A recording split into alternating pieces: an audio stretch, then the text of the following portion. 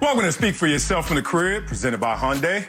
Marcel Swiley here. Coming up, we're going to talk with Eagles star and friend, wide receiver DeSean Jackson, and we'll get into the latest on Ezekiel Elliott being diagnosed with COVID-19. But right now, I'm joined by two Fox NBA analysts, Slick Rick the Bucher and Jimmy Jackson. Guys, let's start off with the NBA, where the league is trying to finalize its plans to relaunch this season in Orlando at the end of July, but they just ran into a major obstacle, Kyrie Irving. On a conference call among players, the All-Star says he's not in favor of the NBA's relaunch plan because he's, quote, not with the systematic racism and BS, and that he's willing to give up everything he has for social reform. Apparently, he's not alone. Lakers center Dwight Howard agreed with Kyrie, explaining, quote, basketball or entertainment period isn't needed at this moment and will only be a distraction.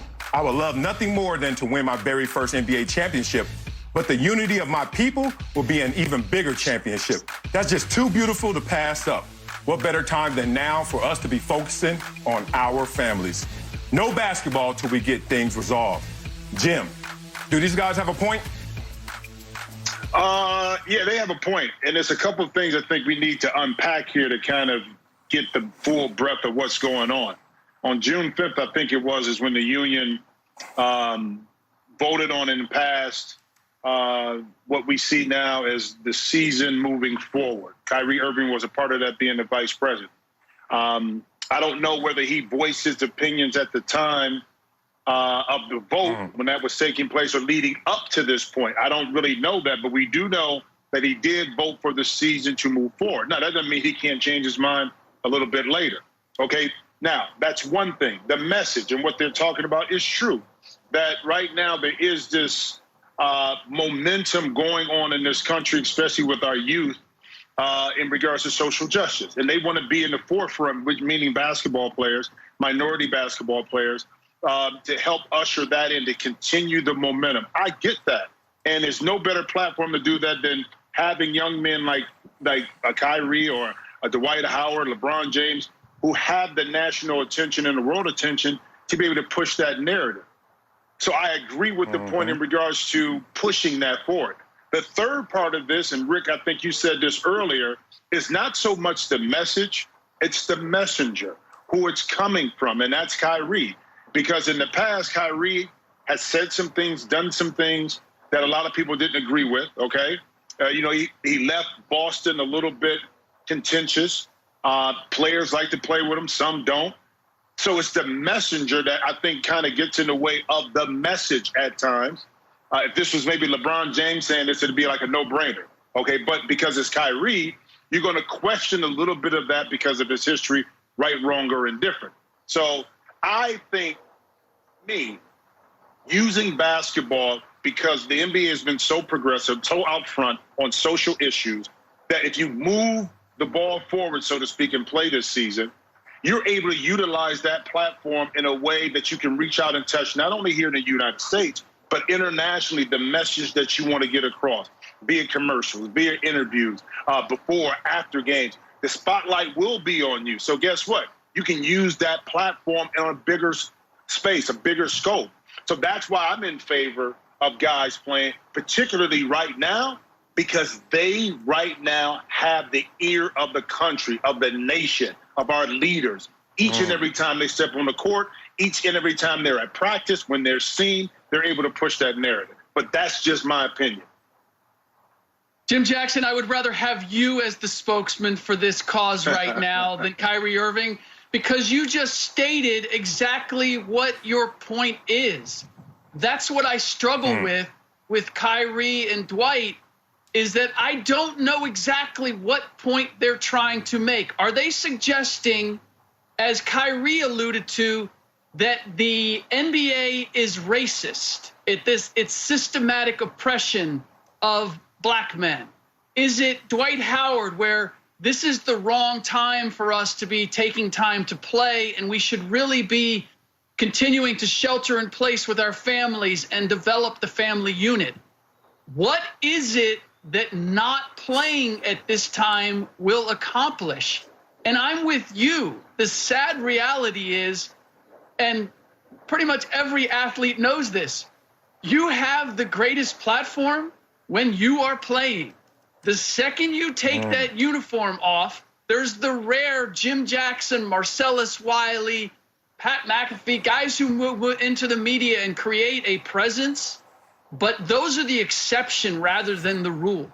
And so it's twofold here. These are the Kyrie and Dwight Howard, may be good guys. They may be thoughtful, well-spoken, well-intended. They are not the guys that I want leading this charge. And I thought about it, like, who would I want? Steph Curry, Damian Lillard, Victor Oladipo, Mike Conley, guys who I look at and say, I don't question their credibility. I don't question their stance. They have been consistent. They may not be as big names. Maybe some of them don't make as much money, whatever it might be, but they have a authenticity there that I do not question that's going to get me to lean in. And this is why I'm so passionate about this, because the purpose is, without question, necessary. We need social change. We need to take this seriously, and we need to get everybody to take it seriously. And that's why who the messenger is and how on point they are with delivering exactly what it is that they want and what they want to see change is vital. I hate to draw the parallel to Colin Kaepernick, but I was always in on. I knew what his cause was. I knew what he intended, and I was all in on it. But he lost me because his message was confused, and I began to question, all right, what is he really after, and does he have a plan on how to go about it?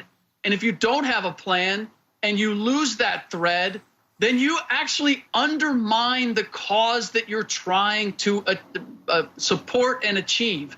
And I feel as if Kyrie and Dwight, in this confusion about, is it about because of the bubble? Is it because Kyrie's not allowed to go with the team now? Is it what happened in Boston? What happened in Cleveland? It's just, I need the right guy leading this charge to make sure that it actually happens. And I just don't see Kyrie being that guy or the point that he's ultimately trying to make in this instance. Look, I chase the truth. No matter where it comes from, no matter the complexion, no matter the individual, no matter their resume, if it's the truth, I think that could stand alone on itself. So I don't diminish what's coming from them because of who they are. But I will diminish what they're saying because I think they have a point, but it's pointed in the wrong direction. Let's just be real about this, guys. We know that this is coming from a good place. We know that the source of this frustration and trying to make an impact is coming from a good place, but either they're not being fully genuine in terms of what they want out of this so-called protest, or they're not being knowledgeable about what their efforts will achieve in such protests. One of them is deeply suffering, and let's talk about that. To say that you're tired of the BS of systemic racism, and you're going to sit out abbreviated NBA season, to what avail will that change systemic racism when this has been around before you were born, Dwight Howard, Kyrie was born, I was born. So many people have not only been in this fight for decades, but they've also predicted the thing we don't want to talk about the most that Dwight Howard actually discusses, which is the black family unit and how that has been broken down over time as predicted in the Moynihan report back in 1965, saying, hey, we can keep talking about liberty, equality, justice for all, but if we don't fix the fabric, the core of the black unit and the black family that's been disrupted for generations, we will not only be in this same place, but worse off. And if you look at a lot of numbers that suggest that we are actually in a worse position in terms of our growth relative to the growth of this country. Whew, these guys, I love it, man. You brought up Colin Kaepernick, and it's crazy because there is a parallel. Kyrie is going to sit out a season that he's not even going to play in and get paid for it. In terms of level of sacrifice, I don't think that's too deep. Colin Kaepernick, at the height of his powers, was not talking about social justice and reform. He waited till he was a backup, and then that came out. So when we're trying to leverage our platforms, you guys just didn't wake up yesterday and understand what leverage means. Leverage it when you have the most opportunity, which means either A, do it at the height of your powers, Colin Kaepernick, or B, do it using the NBA as your platform, Kyrie Irving, so that your message is greater served and heard louder. I just don't understand exactly where they're pointing, even though I know that they have a point. That's a lot right there. My whole thing is this. Dwight Howard and Kyrie Irving got respect for him. My thing is, if you're going to push the message, push the narrative, you have to be on point and concise with what you're doing and what you're saying. Because you don't want anything to get lost in the shuffle where you're undermining what you're trying to do and what you're trying to say.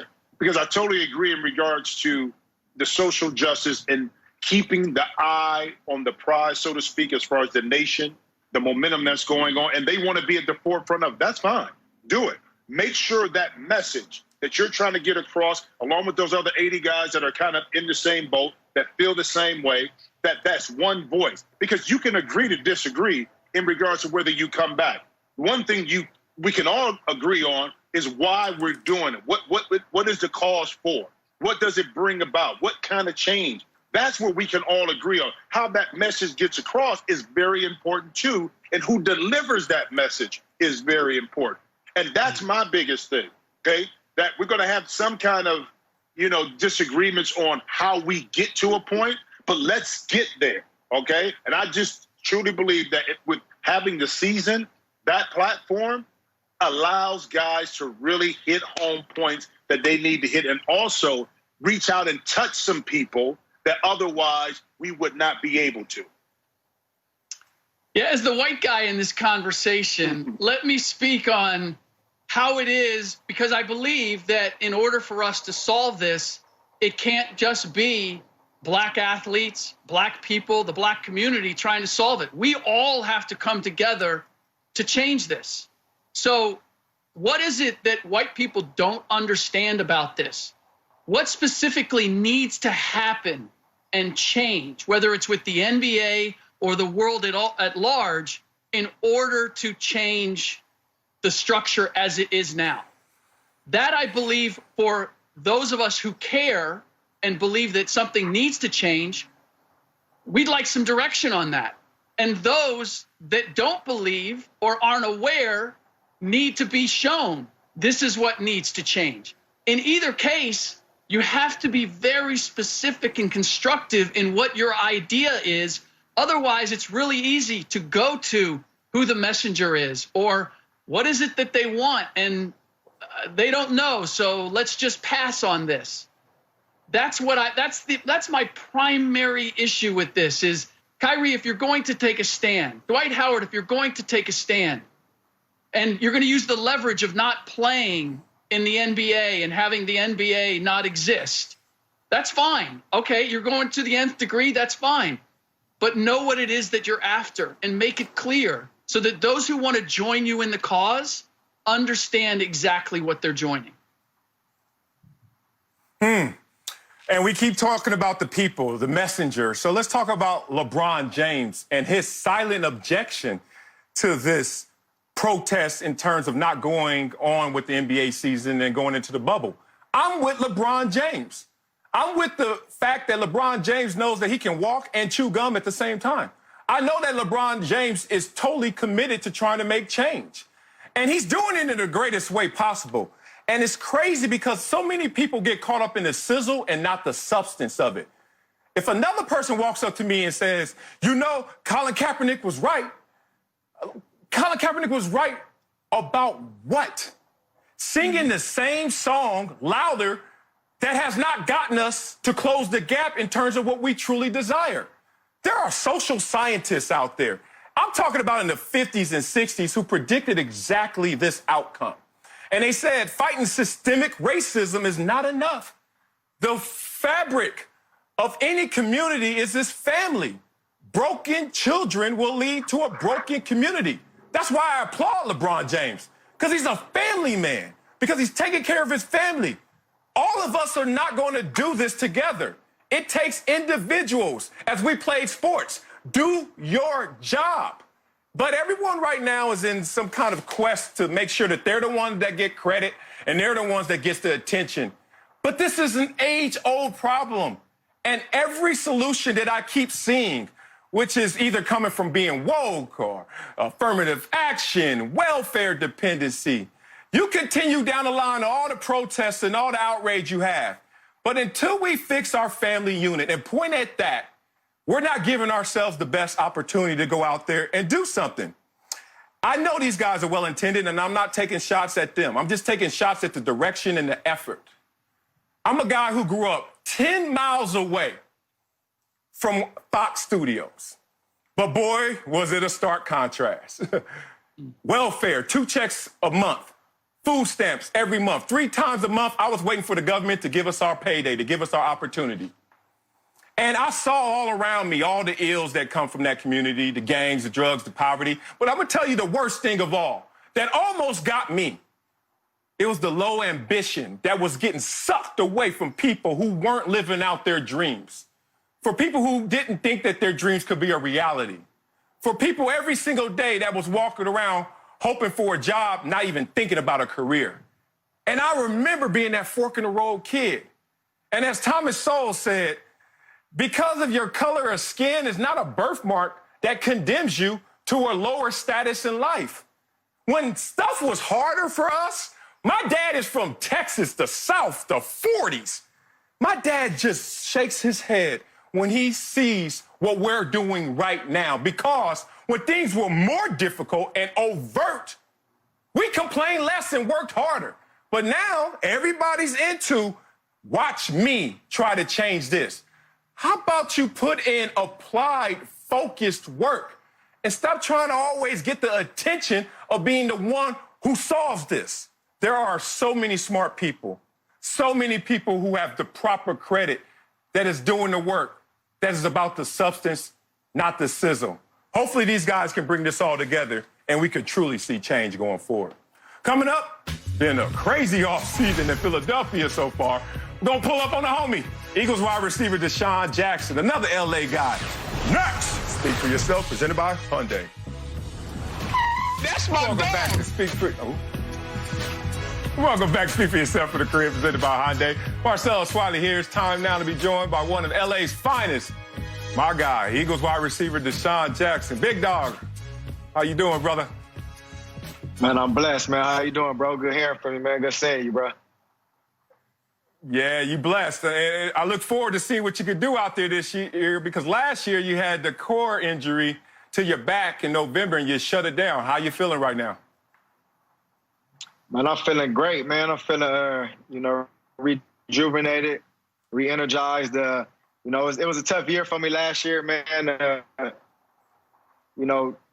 Season first game and did some crazy things against the Redskins, and I was just looking for a big year last year, man. But, unfortunately, kind of got stumbled with the core injury and, tried to rehab it to get it better, best as possible. But, came back and kind of tore it off the bone. So it set me down, man. It was very frustrating. But, it kind of re-humbled me and repositioned, everything, and then told me to kind of get back stronger and faster. So I'm right where I need to be right now.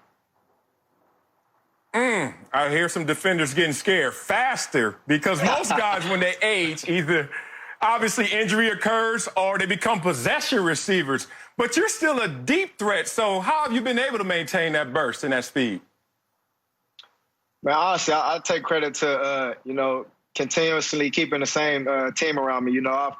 I've had a fortunate, blessing to, have my dad create a group of guys, man, that continuously work with me, man, and I stay dedicated to training with them since day one. And, I'm still having the same trainers train me now that's been training me since I've been 6, 7, 8 years old. So, just off season, man, taking the time and effort out to, staying on the track and, staying with my speed coach and, working, man, on that track, man. That's the biggest thing I'm able to say, how I'm able to keep my speed, man, just staying on that track.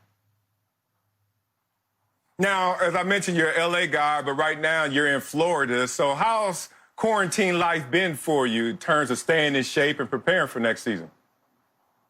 Man, quarantine actually has been, for me, man, it's been actually positive. I've been able to spend a lot of time with my family and my kids.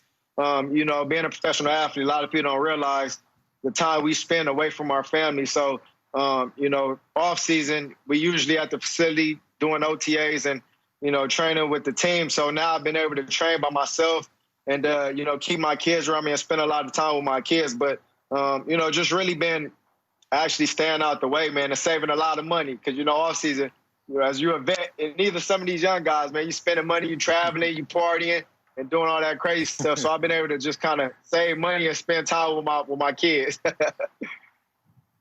For real. My accountant says the same. He's like, I don't wish quarantine on anybody, but it's been good to you in terms of what you've been spending. That said, man, it's been crazy in our country of late, a lot of civil unrest, obviously, and you are honoring George Floyd with some custom cleats.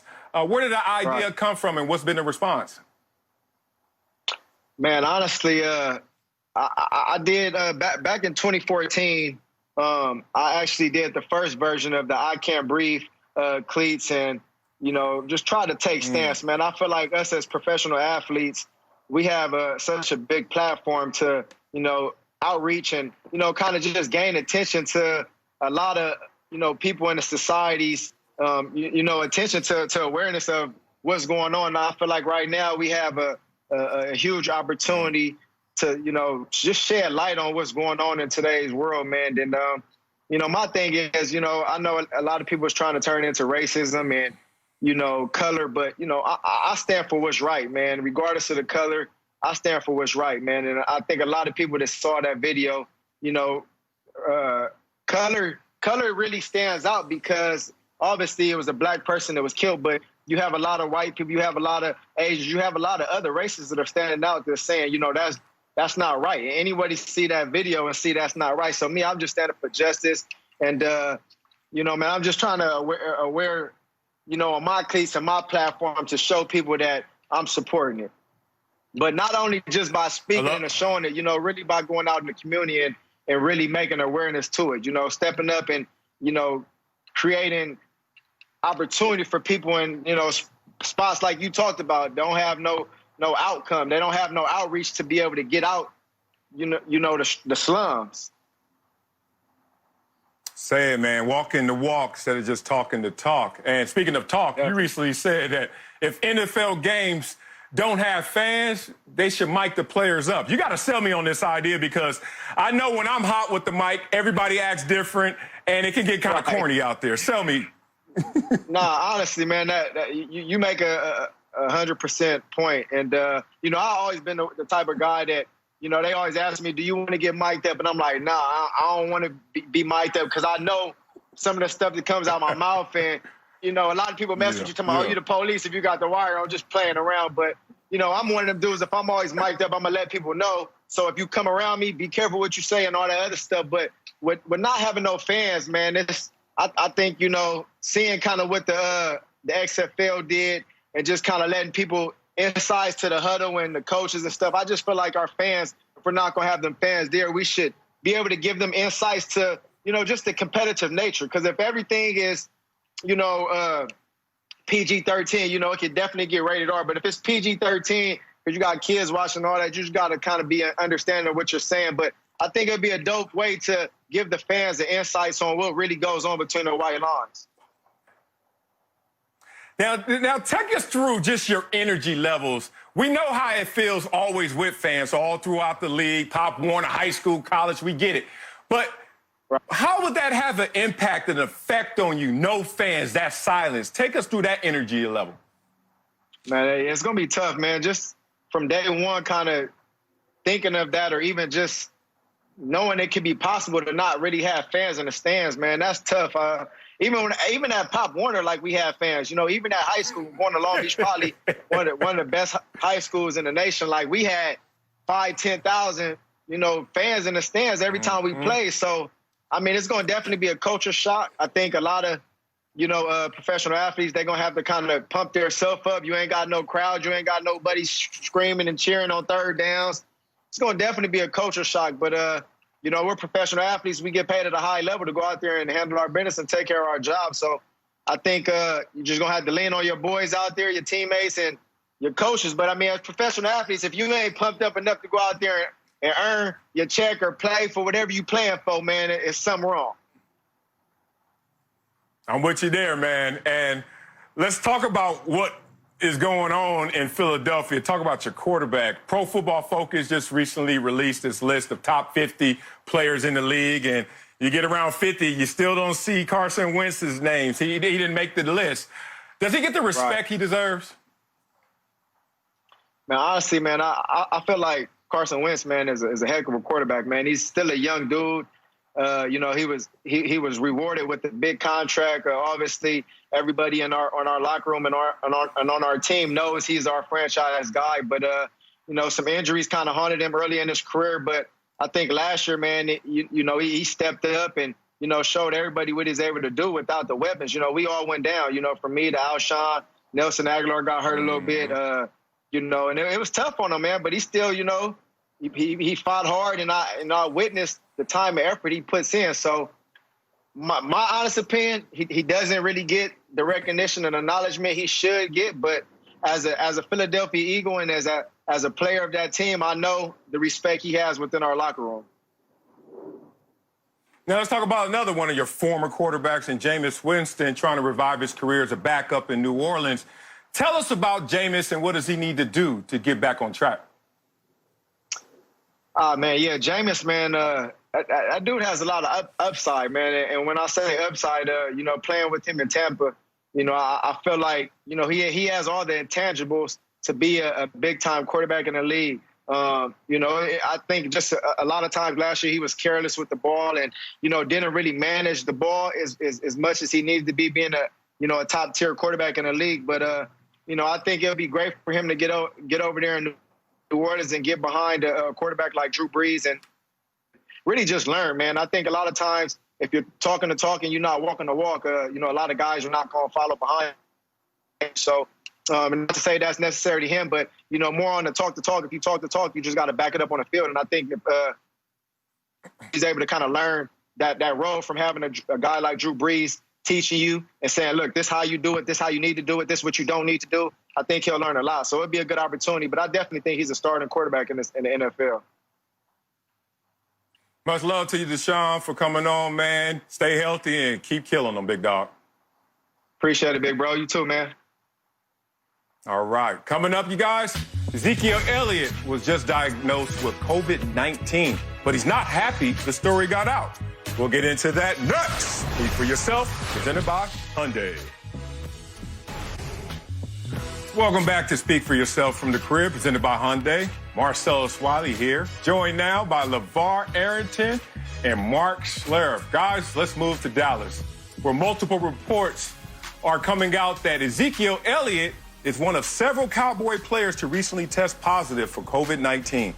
Zeke's agent confirmed the report to the NFL Network's Ian Rappaport, and Zeke took to Twitter to address the story. First, he wrote, HIPAA, question mark, question mark, question mark, implying his medical privacy had been violated. Then he followed it up, defending his agent, who he says only confirmed the story and isn't the one who broke it to the media. Mark, who should Zeke be upset with here?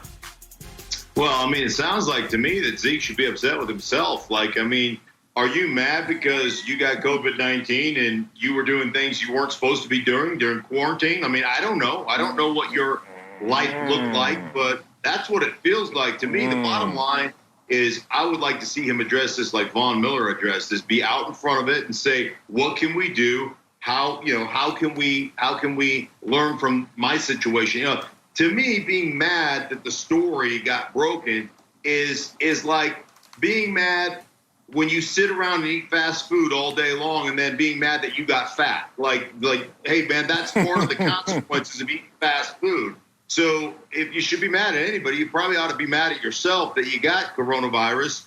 And I don't know how you got it. But if you just got it and you were doing everything you were supposed to be doing and you still got it, you know, you shouldn't be mad at anybody. I don't think, other than yourself. I'll tell you who he should be mad at. He should be mad at one Dak Prescott. And this should probably go against him in his contract negotiations for moving forward. He was over at the house We saw all the food that was on the table. We saw them throwing that big old party and having a good time, and Zeke was in the background, real comfortable and confident and feeling good, shining lights, glowing lights, happy dog, all these different things going on, and Zeke was right there, chilling. Look at COVID. Y'all can't even see COVID in the picture, can you? But it's there. COVID was there, and I'm blaming it on Dak. No, but seriously. You know what? He shouldn't be mad at anyone in this situation. Honestly speaking, there is so much surrounding our country, our world, about this sickness in particular. Take this as an opportunity and be a positive influence and help educate people on it and make this something positive, because this is something that we're all dealing with. He's not alone on this, whether he has it or not, right? We're all dealing with the COVID pandemic. So for me, I think that the responsible approach is not to be upset about it, but to talk about it and give some good feedback from your own personal now experiences versus trying to, justify what your privacy is or whatever, whoop-de-whoop, what that may be. I think that's a waste of time, Marcellus. Look, right now you talk about all the things going on. One of the things going on is victimhood, man. So you know how victimhood works. First, there's an incident, and then you got to place blame somewhere, and then you got to distance yourself from that blame so you can feel better about yourself, but do the same damn thing. You get what I'm saying? And that's how the cycle continues. So Zeke only has 3 people to be mad at. You can look at the media. How dare you be mad at the media in this situation? They're always going to have the shovel in their hands, digging and digging and digging. So now we get to the agent who they were digging towards. And why does the agent have to admit anything? What happened to those famous 2 words, no comment? Like, if you can't deflect, just hide behind no comment. Like, I got to take care of the man who's paying me.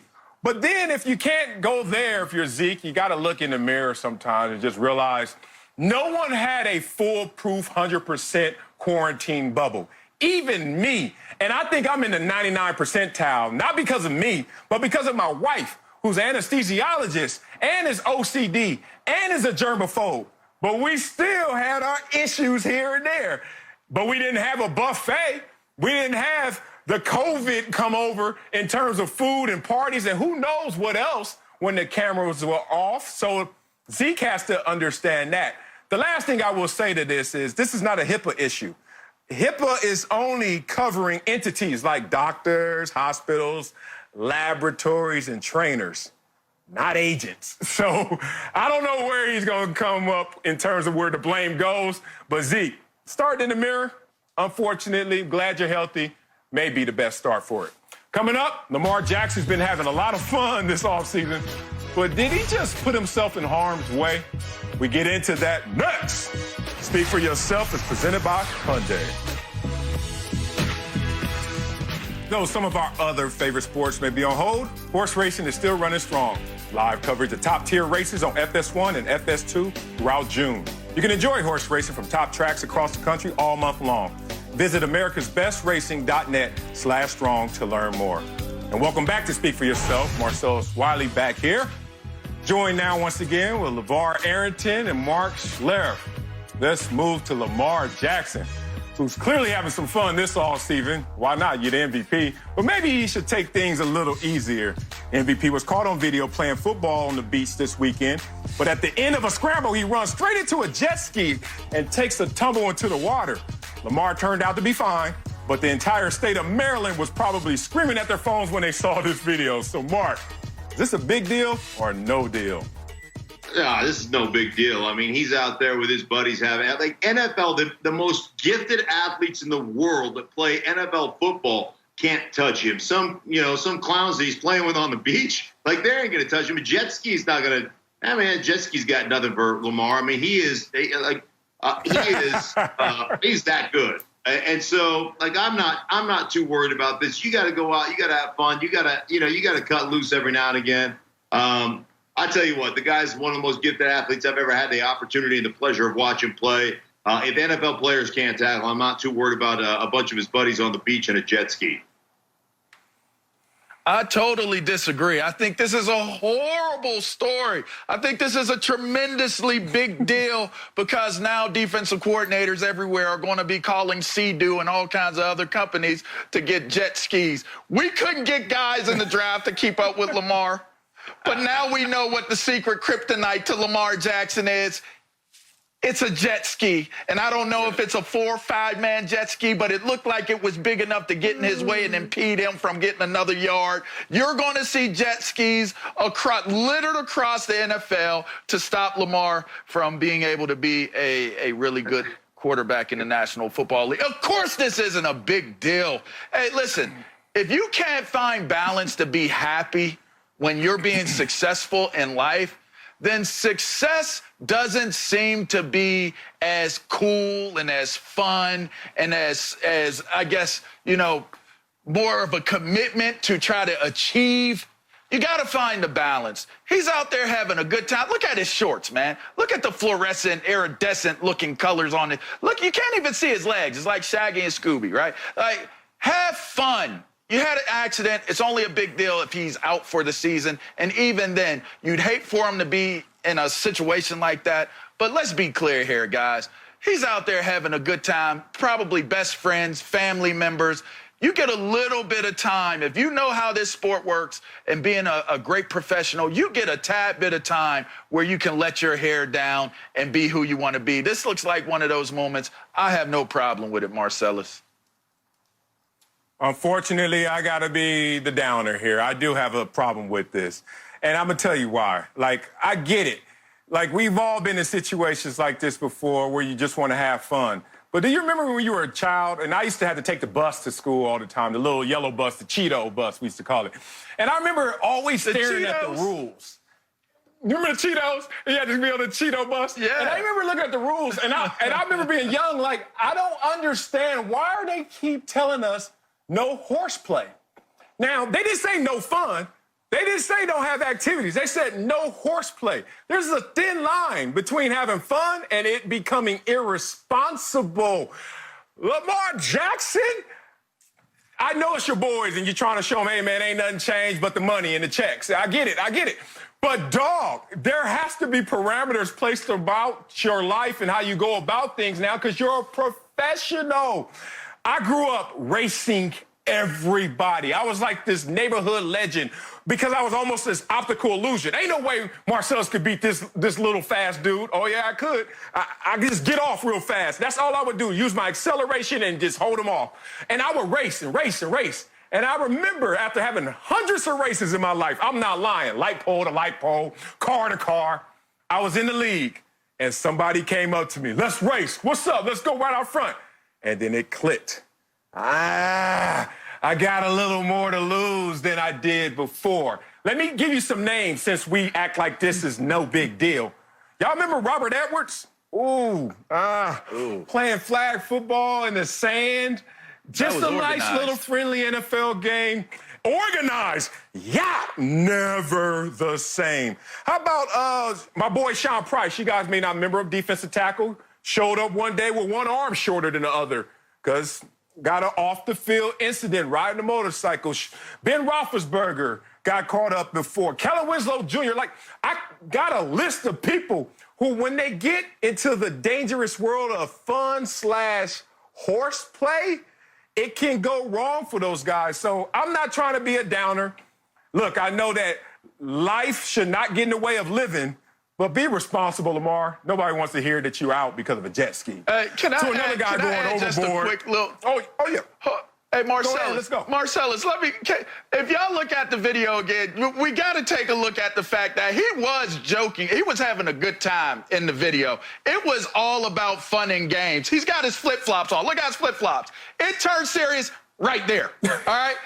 And that's what I'm telling you. That's what I think you got to be aware of. This is worth looking at. What you're saying in that responsibility, keep the flip-flops on, Lamar. Don't kick the flip. Don't go 0 to 100 like that and start competing like it's a real game out there.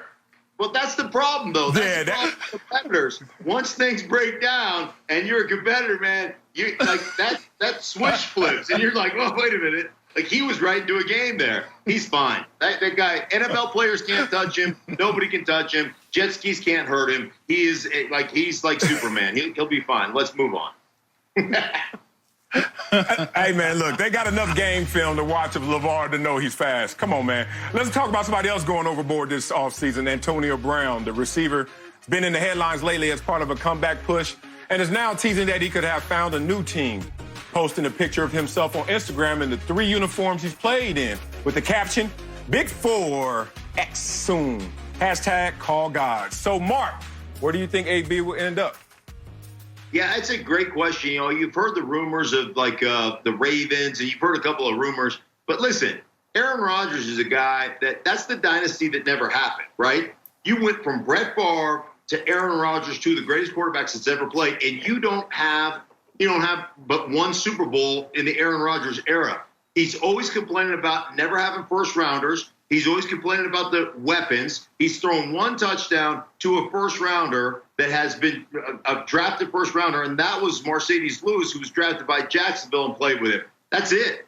So I'm going to go Green Bay Packers. On the other side of Devontae Adams, I mean, you want to talk about a couple of weapons for Aaron Rodgers to try to win the championship. There's where I'm going. Just a flyer, Green Bay Packers. I'm talking Team Prime. We're following Team Prime, okay? He's been with Prime. He went to Country Prime. What are the teams that could end up being those teams? Washington. He's going to sell tickets in Washington if he goes there. Prime played in Washington. He's got an advocate. Baltimore, right down the street. Prime played in Baltimore. There's a relationship there. Could be Baltimore. And San Francisco. Yes, I'm calling San Francisco. Why? Because Deion Sanders is one of the GOATs of San Fran. One of those 3. I'm telling you. Watch. I'm going with the Baltimore one because I think the impact that he would have helping LeVar continue to grow, Lamar Jackson throwing the deep ball outside the numbers, I can see that. But also his commitment and his respect for not only the head coach, but for that quarterback and fitting in there. He would be the best wide receiver on that roster. That would stroke the ego enough for him to stay in line. Also, the Chargers, just a little bit, because they have their big 2, Mike Williams, Keenan Allen, but another guy that just helped them out and a coach that he would truly respect, and Anthony Lynn. I think that's a great situation as well. I don't see Green Bay, only because they never get Aaron Rodgers a receiver. Now they're going to give him AB. It just seems like a team that is dedicated to the running game and trying to phase out Aaron Rodgers, unfortunately, is not really trying to stack the deck and help him out in this situation. So I don't see it. Look for Baltimore, number 1. I agree with that. LA Chargers, maybe a sneak pick in there in Seattle. That could work as well, but we'll see. Hopefully he'll post soon a 4th jersey. Looking forward to that. Coming up, we'll give you our latest approval ratings with Uncle Jimmy, and he'll tell us what he thinks of Kyrie Irving. Next! Welcome back to Speak for Yourself from the Crib. Marcel Swiley here, now joined by Uncle Jimmy. And Uncle Jimmy, Kyrie says he doesn't want to relaunch the season because it's going to distract from social justice issues. You think he has a point?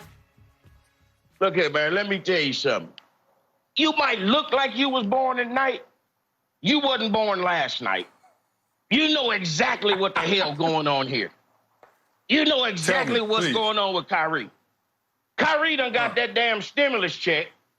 He done sat at home, done got lazy, and then done got called back to work. Only problem is, he know as soon as he get back to work, he know that he gonna have to take a drug test.